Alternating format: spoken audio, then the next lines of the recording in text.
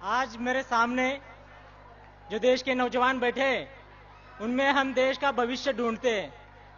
मैं देखना चाहता हूं कि हमारे देश के नौजवान देश के बारे में क्या सोचते हैं, क्या चाहते हैं और हमारे देश के बारे में क्या समझ रखते हैं। तब एक बात मैं आपके सामने रखना चाहूंगा। दोस्तों, क्या आपने कभी सोचा है जब संसद पे हमला हुआ वहां पे हमारे जवान नहीं पहुंचने से हमारे संसद का और हमारे देश का क्या होना था?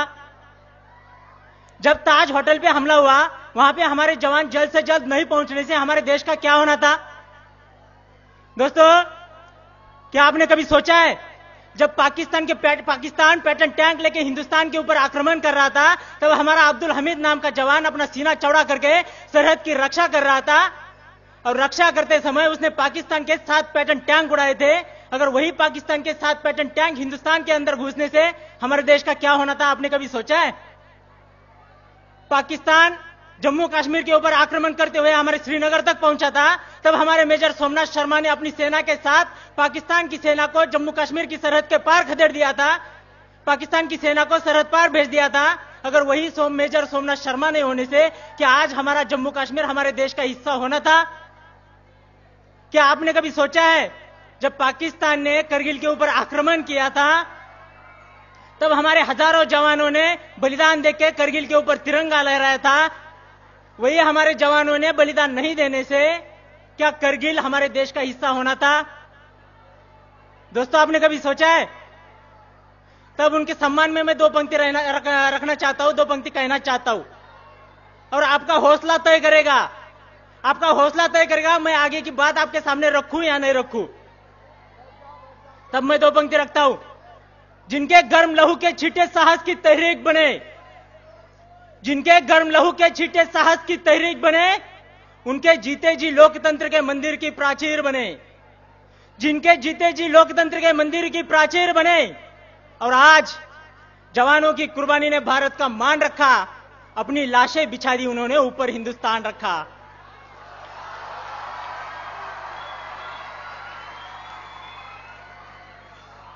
दोस्तों, मैं ये सोचता हूं, मैं ये मानता हूं कि हम बहुत भोले हैं। क्या आप ये सोचते हैं? हम बहुत भोले हैं इसलिए कि हम देश को महफूज रखने के लिए, देश की हिफाजत करने के लिए हम आतंकवाद से लड़ते रहे, देश की सुरक्षा करने के लिए हम माओवाद से लड़ते रहे, नक्सलवाद से लड़ते रहे, लेकिन हमें पता ही नहीं चला कि हमारे लिए, देश के लिए सबसे ज्यादा खतरा उन आतंकवादियों से नहीं, उन नक्सलवादियों से नहीं, हमारे देश के लिए सबसे ज्यादा खतरा उन गद्दारों से है, उन देशद्रोहियों से है जो भारत मुर्दाबाद के नारे लगाते हैं, जो हमारे देश में रहते हुए भी तिरंगे को जलाते हैं।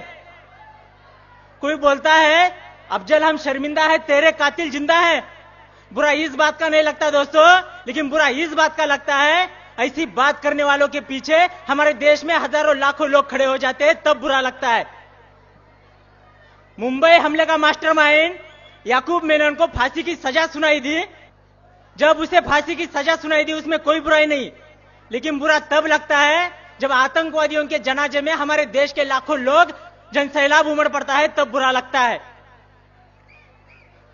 दोस्तों, हमारे देश की सरहद की रक्षा के लिए हमारे जवान हर दिन शहीद होते हैं, लेकिन तब हमारे देश के अंदर कहीं आवाज नहीं उठती।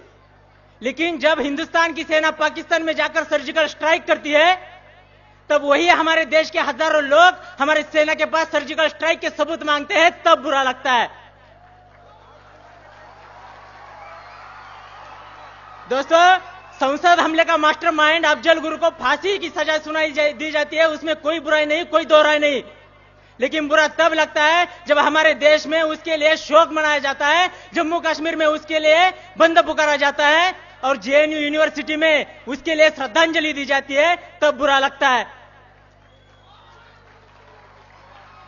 दोस्तों, और कोई हमें सिखाने की बात करता है कि वंदे मातरम बोलना संविधान में कहां लिखा है, राष्ट्रगान के लिए खड़ा होना संविधान में कहां लिखा है।